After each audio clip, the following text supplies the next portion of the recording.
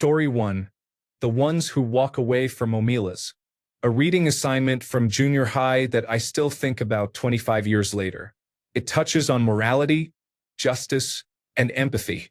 It helps shape my moral compass and should be mandatory reading for all young adults. Story 2. The Immortal Life of Henrietta Lacks made me realize how much medical progress came from the exploitation of poor people, especially Black patients. For example, this woman's cells helped cure poliomyelitis, and her family did not know about it for decades. Story 3. Slaughterhouse-Five by Kurt Vonnegut. Kitchen Confidential by Anthony Bourdain. Time Enough for Love by Robert A. Heinlein. Donna Floor and Her Two Husbands by Jorge Amado. Story 4. Man's Search for Meaning by Viktor Emil Frankl. It completely rewired my brain on the idea that you can find purpose even in immense suffering. Story 5. I read Fight Club, The Road, and American Psycho all in a row. I sold all my belongings and joined the United States Marine Corps. I was 27 years old and had a satisfactory career at a financial firm.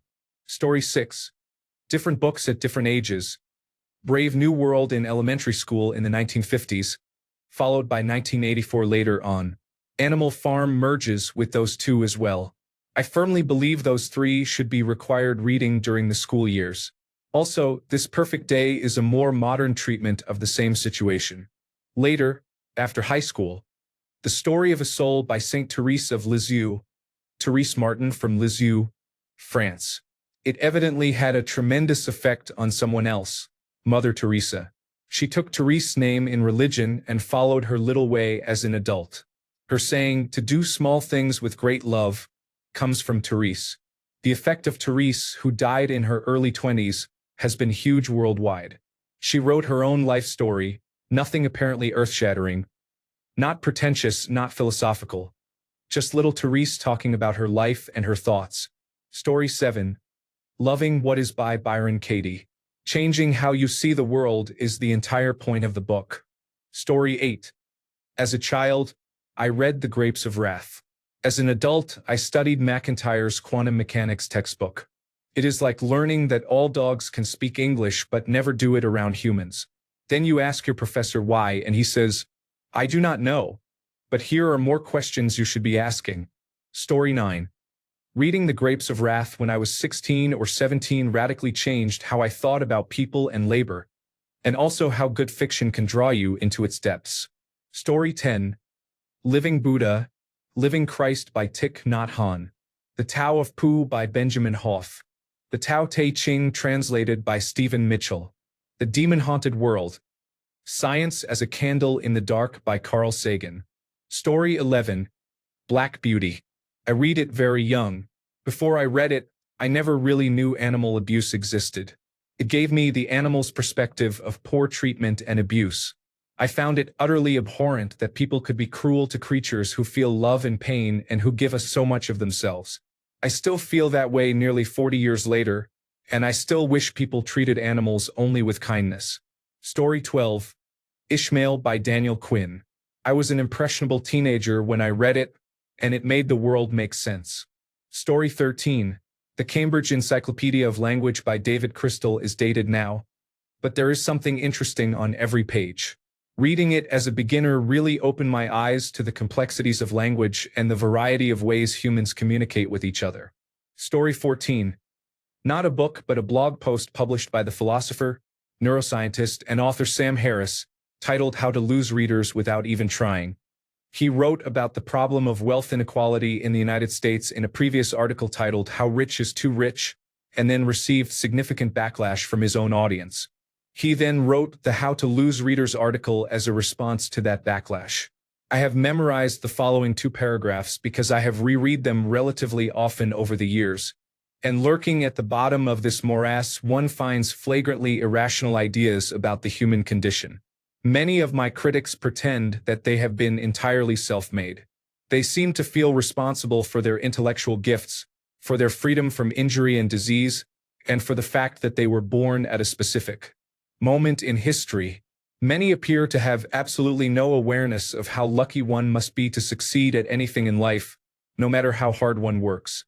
One must be lucky to be able to work.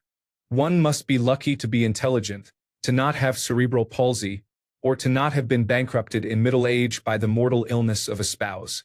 Many of us have been extraordinarily lucky, and we did not earn it. Many good people have been extraordinarily unlucky, and they did not deserve it. And yet I get the distinct sense that if I ask some of my readers why they were not born with club feet or orphaned before the age of 5, they would not hesitate to take credit for these accomplishments. There is a stunning lack of insight into the unfolding of human events that passes for moral and economic wisdom in some circles. It is pernicious.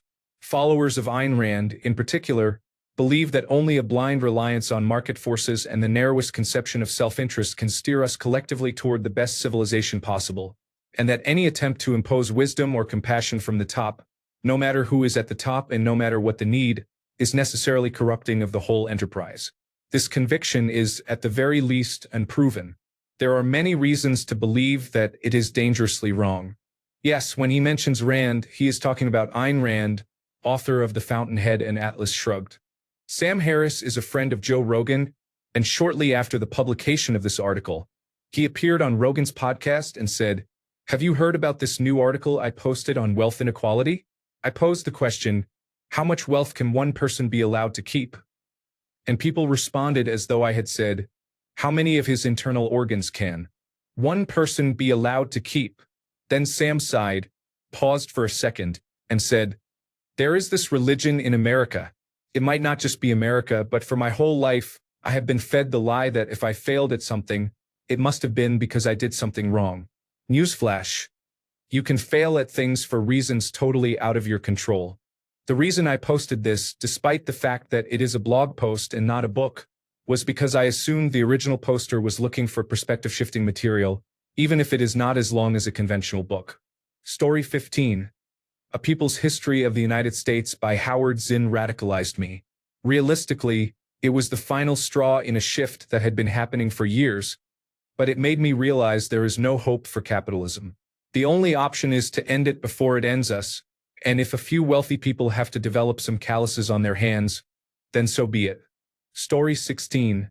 The Master Switch. It is like the day the universe changed in book form. It talks about how disruptive technologies have shaped our current world. More importantly, it shows how this process has been carefully controlled, not always, for almost never actually, for good, but for the benefit of those in power. For example, the discovery of frequency modulation radio and its potential impact. However, the Radio Corporation of America manufactured all radios and produced all the content. They resisted disruption in their supply chain, leading to this technology being suppressed.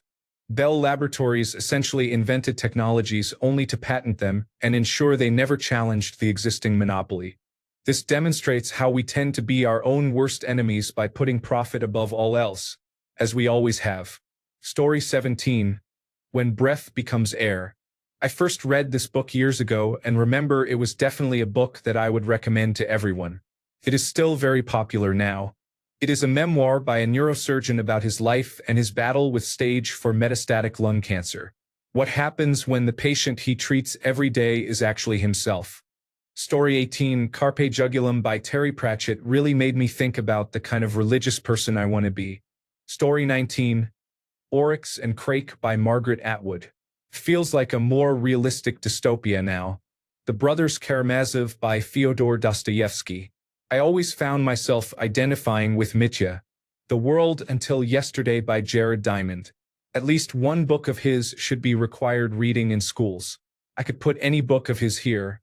Poor Economics by Abhijit Banerjee and Esther Duflo. It is a short one. Read it. Mother Nature by Sarah Blaffer HRDY. An unflinching look at culture and evolution with regard to women's experience and parenting. Chalky by John Wyndham. One of the eeriest books ever. The Left Hand of Darkness by Ursula K. Le Guin. Along with Chalky, but in an entirely different way, it is an interesting story about how the way you think and view the world is not universal. Story 20. To Kill a Mockingbird. I was raised by racists, and that is a clear illustration of why racism is wrong. Story 21. Legitimate science books. Examples. Biology. Races are social constructs. We are 99.99% genetically identical. We came from one homeland, Africa, and one species, Homo sapiens. Geography. Nations are also social constructs and not real. Earth is real. The sun is real. Land and water are real. Living creatures like humans are real. Story 22. Handmaid's Tale by Margaret Atwood. During an interview, Atwood stated that everything in the book was based on reality. At some point, all elements were produced to support parts of the story, including government transformation. The book provides more detailed information than the television adaptation regarding potential changes and upheaval. Blindness by José Saramago. This novel depicts the rapid disintegration of society and how quickly chaos can arise. Two very uplifting books. Story 23. How to Win Friends and Influence People. It surpasses all the many books I have read mentioned in the other comments. Read it. Story 24. It's probably out of print, but as a teenager, I read The Persuaders by an American author named Vance Packard. He examined how pervasive advertising was becoming, even as far back as the 1950s, influencing the public to buy products.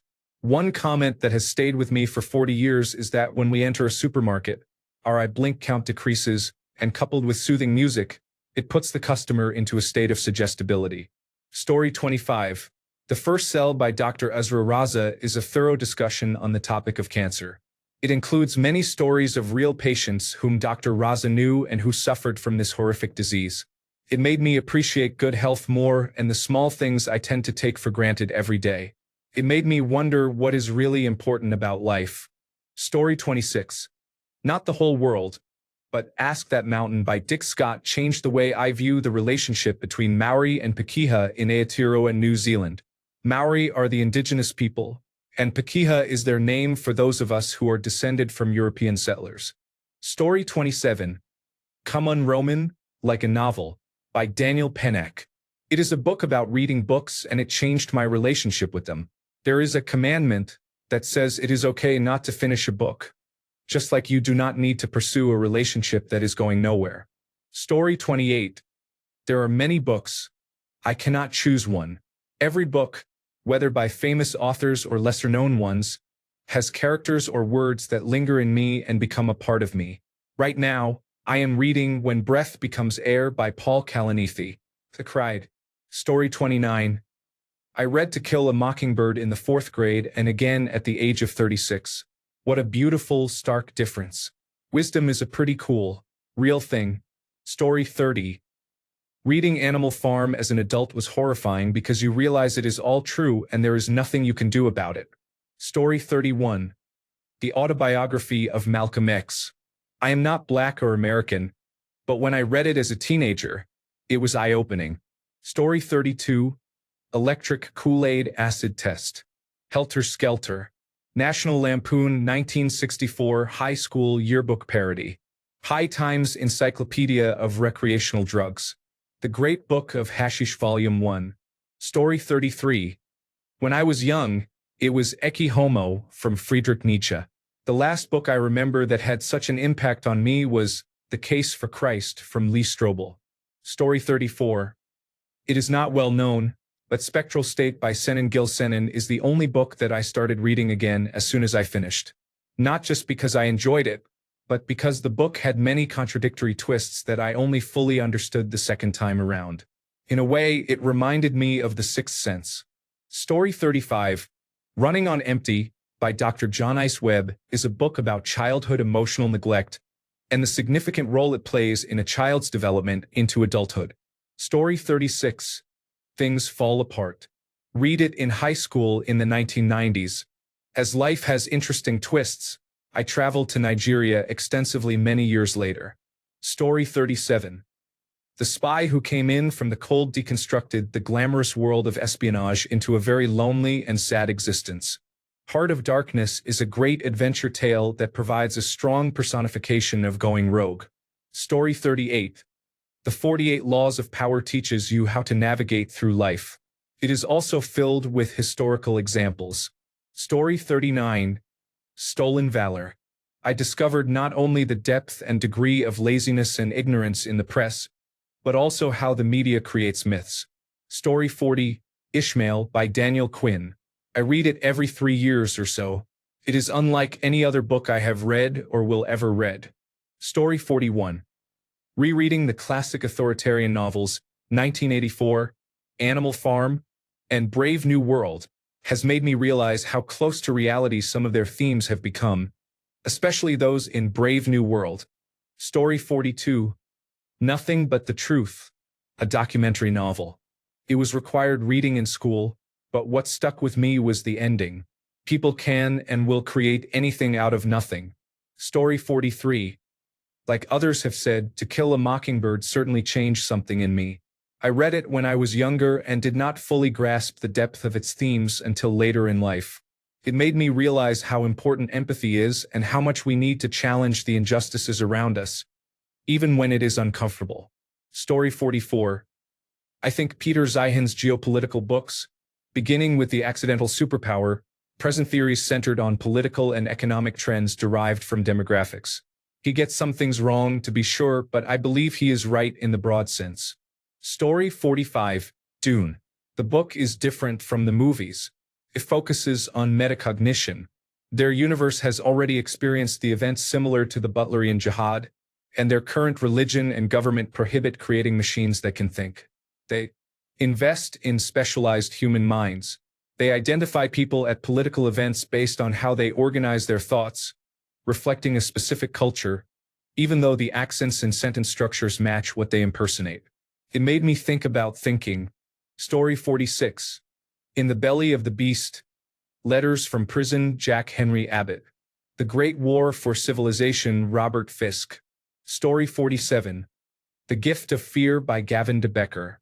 This is a crucial time for everyone to read this book. We all need to increase our situational awareness, threat assessment, and know what to do when confronted with potentially dangerous people and situations. Story 48. I am reading Jesus and John Wayne right now, and it is connecting all the dots for me. Everything makes much more sense now. Story 49. Read 1984 at 15. I always felt like it could happen. I just didn't think I would see it begin in my lifetime.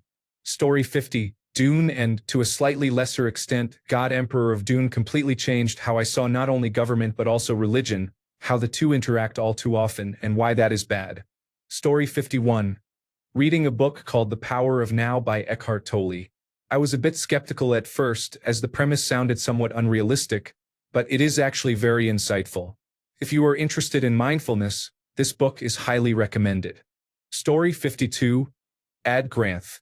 Sikh philosophy book. It asks you to find God from within yourself, as opposed to religious worship.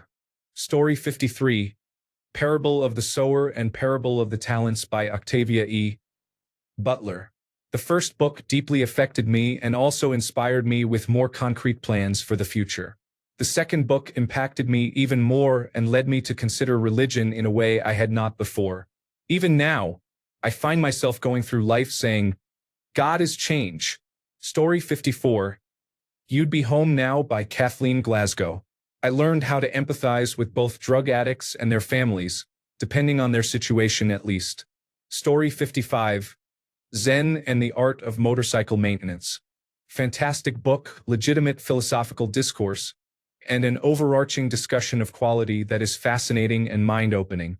Thanks a bunch for sticking around till the end of the video. Remember to subscribe, and until next time, stay awesome and goodbye.